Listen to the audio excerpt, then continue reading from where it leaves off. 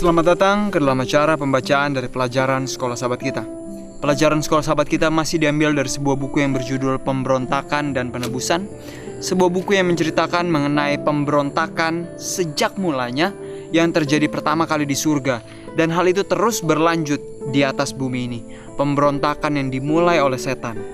Sahabatku, hari ini di saat kita hidup, pemberontakan yang sama terus setan taruh ke dalam hati dari masing-masing kita manusia, agar tanpa kita sadari kita memberontak kepada Tuhan. Hari ini kita telah masuk di dalam sebuah pembacaan yang berjudul Stefanus dilontari batu. Kita telah mempelajari sebuah urutan perjalanan kehidupan bagaimana pemberontakan terjadi dari zaman para nabi, dan saat ini kita masuk di zaman para rasul. Tapi sebelum kita mulai untuk membaca, kembali saya undang pemirsa di rumah, ajaklah keluarga, sahabat, dan teman-teman Anda untuk datang berkumpul belajar firman Tuhan bersama-sama. Biarlah firman yang kita pelajari bukan sekedar berlalu begitu saja, tetapi bisa kita ingat, bisa kita bagikan kepada sahabat-sahabat kita, bisa menginspirasi hidup kita, dan dapat mengubahkan setiap kehidupan kita. Hari ini kita akan membaca dalam sebuah pembacaan yang berjudul Stefanus dilontari batu. Tentu banyak dari kita yang pernah mendengar kisah ini, tetapi mari kita membaca dan menggalinya bersama-sama. Dan mari kita temukan apa aplikasinya dalam kehidupan kita masing-masing. Murid-murid bukanlah satu-satunya yang dihadapkan dengan pendirian agama sehari-hari pada permulaan gereja.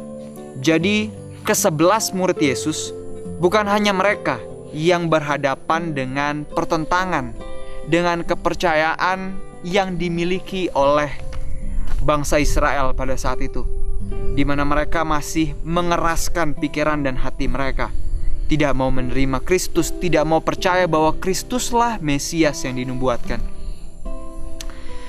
Stefanus juga adalah salah satu diaken yang menghadapi pertentangan tersebut. Dia penuh dengan karunia dan kuasa. Dia mengadakan mujizat-mujizat dan tanda-tanda di antara orang banyak.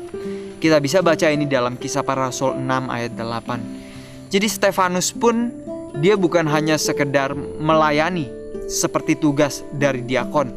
Dia pun menyembuhkan, dia pun melakukan mujizat dan melayani orang lain. Mari kita kembali renungkan tugas dari Stefanus. Dia bukan sekedar dipilih menjadi diakon untuk hanya sekedar bantu-bantu di gereja sekali seminggu. Bukan hanya bertugas untuk beres-beres di gereja kalau ada sesuatu yang terjadi. Dia memiliki tanggung jawab. Diakon pertama kali dipilih karena ke-11 rasul ini, ke-12 ada tambahan satu lagi, mereka sendiri tidak sanggup, tidak cukup tangan mereka untuk melayani setiap jemaat. Itulah mengapa dipilih para diaken. Nah, para diakon ini dipilih untuk melayani. Bagaimana dengan kita? Kita sering kali melimpahkan tugas melayani jemaat, berkunjung, melawat, menguatkan, mendoakan. Oh, itu tugasnya pendeta. Sehingga kita seringkali menarik diri dari tugas yang harusnya kita ambil. Sebagai anggota jemaat, kita bukannya hanya tetap duduk di bangku, hanya tetap datang seminggu sekali beribadah, tetapi kita harusnya dipersiapkan untuk melayani. Awalnya Stefanus ini adalah anggota yang pertama kali baru menerima kebenaran. Tidak lama waktu berlalu, dia dilatih untuk menjadi diakon. Hatinya rindu untuk melayani orang lain. Bagaimana dengan kita? Setelah mungkin kita sudah 2 tahun, 5 tahun, 10 tahun, mungkin ada yang 20 atau bahkan 40, 50 tahun berada di dalam kebenaran, berada di dalam sebuah jemaat. Apakah kita masih merasa bahwa saya adalah anggota jemaat yang harus selalu dilayani? Kalau ada apa-apa harus selalu dilayani? Atau kita yang justru aktif untuk melayani, walaupun kita tidak mendapatkan jabatan apapun di dalam jemaat?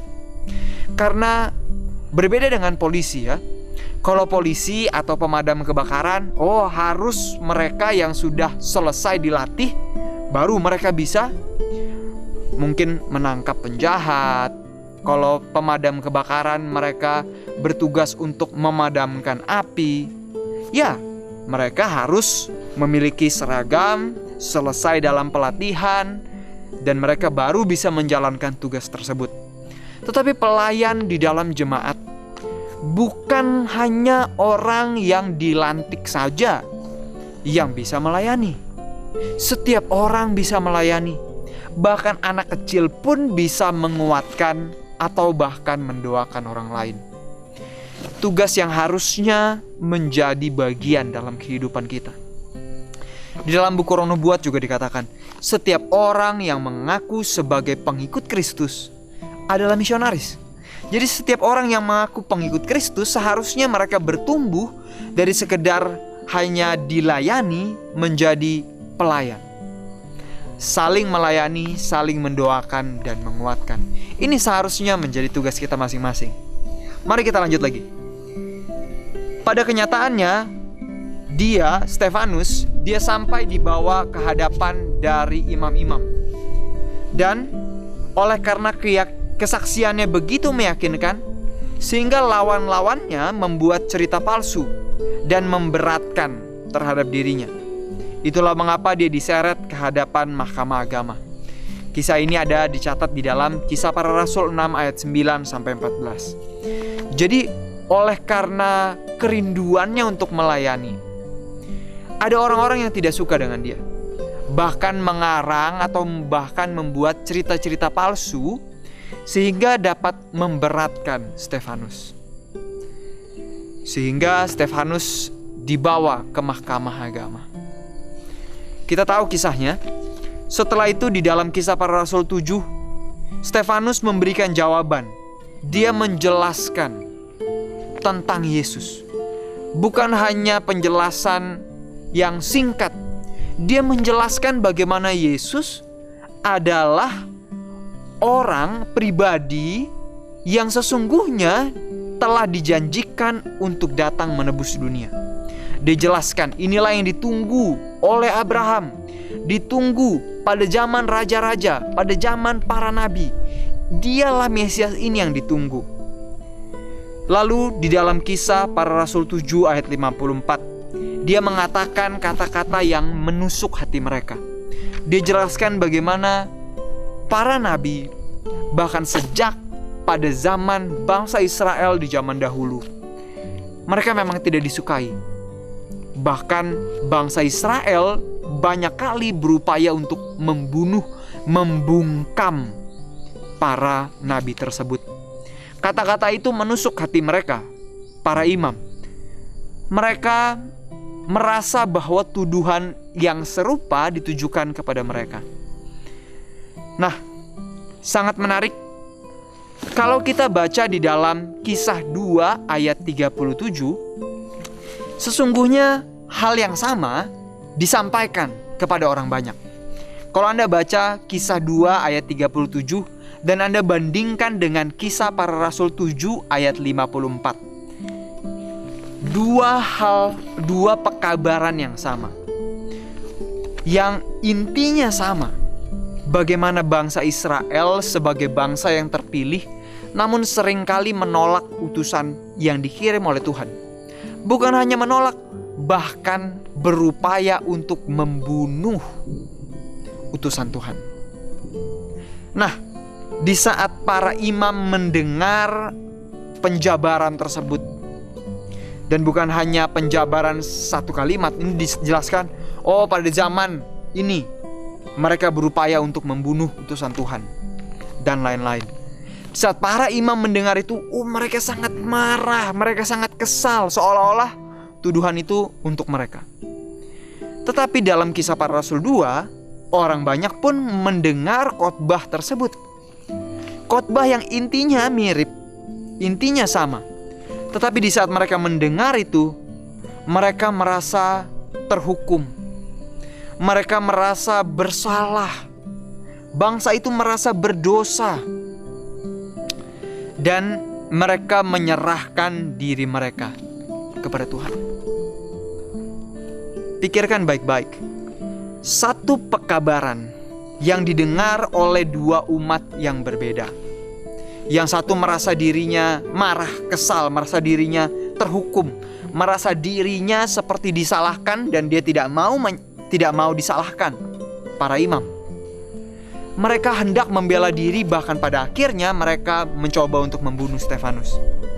Sementara di saat orang banyak mendengar pekabaran yang sama, pekabaran yang menegur dosa mereka, pekabaran yang menyentil kenyamanan mereka, kesombongan, ketamakan, iri hati, gantinya merasa marah, gantinya membenarkan diri. Mereka merasa bersalah. Mereka merasa sesungguhnya mereka tidak ada apa-apanya di hadapan Tuhan. Mereka merasa bahwa diri mereka sangat berdosa. Satu pekabaran yang sama, tapi memiliki dua respon yang berbeda. Pertanyaannya adalah, kalau begitu dalam kehidupan kita, setiap pagi, setiap petang, mungkin setiap kali kita mendengar firman Tuhan, lalu kita mendengar tentang dosa yang kita sayangi, kita mendengar ada sesuatu dosa yang Tuhan minta agar kita tinggalkan, apa reaksi kita?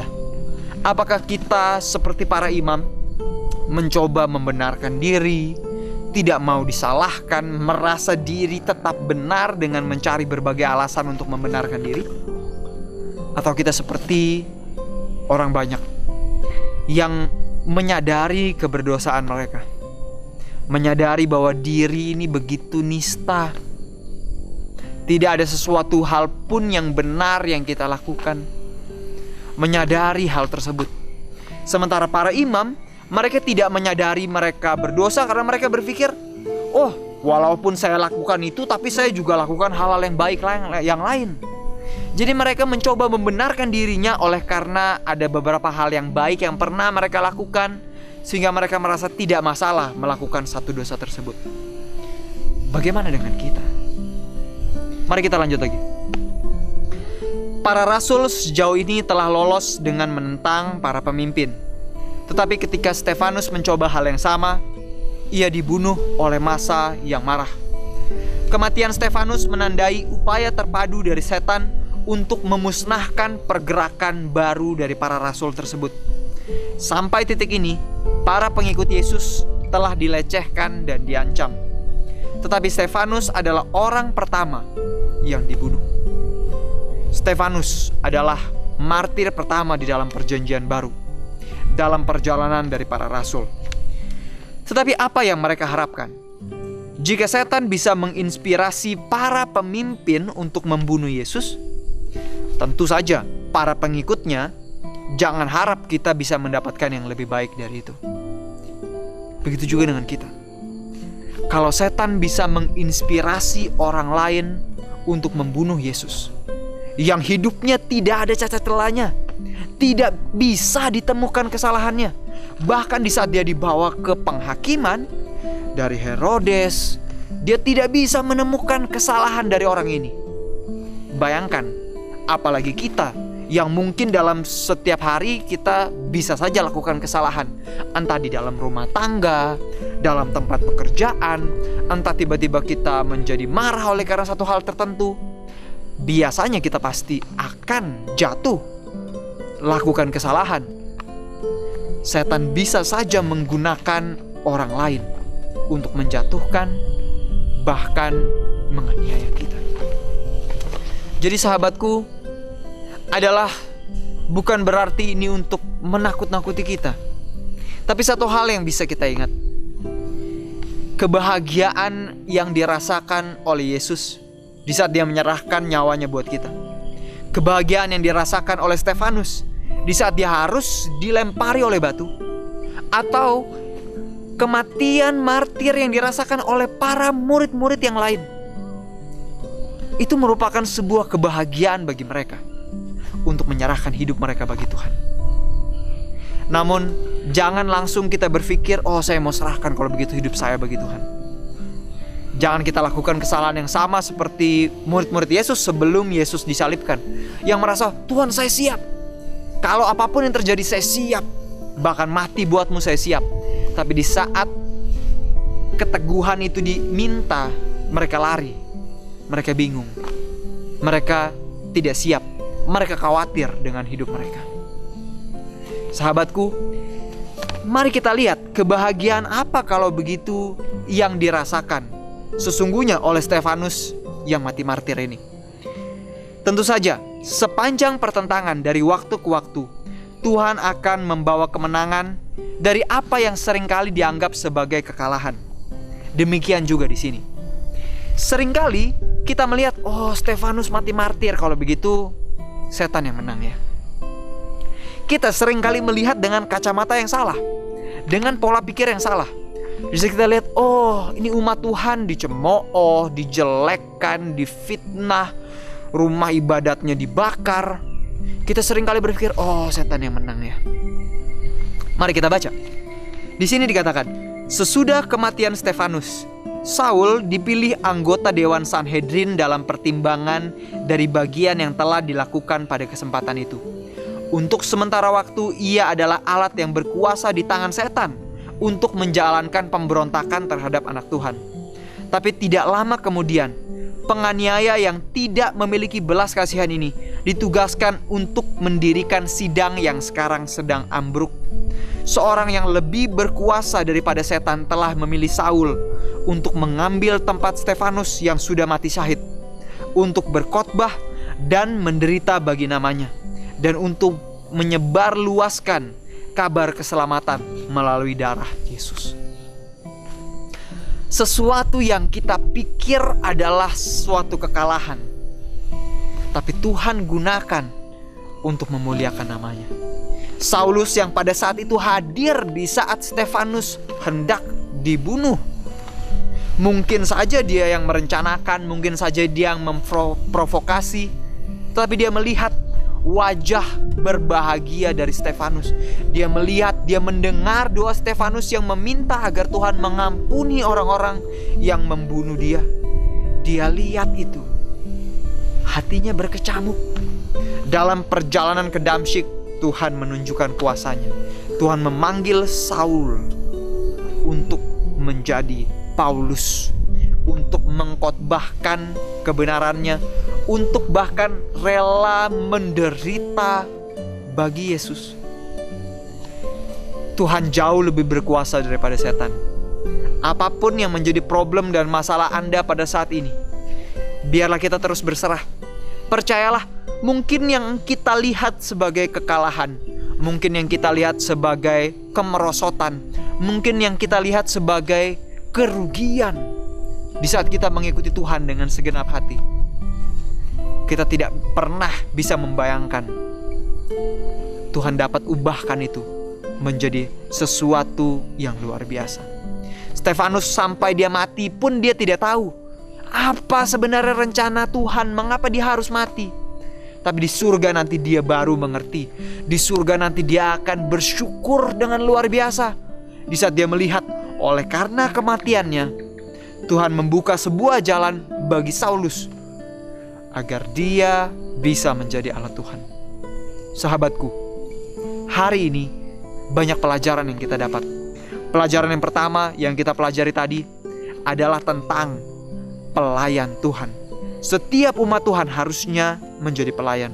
Setiap umat Tuhan harusnya saling menguatkan, saling mendukung satu dengan yang lain, saling melawat di saat kita tahu ada keluarga, sahabat, teman kita yang mungkin sedang membutuhkan. Mungkin bukan hanya membutuhkan dukungan di dalam doa, mungkin butuh dikuatkan, mungkin ada yang sedang bergumul. Biarlah kita saling bergumul bersama-sama.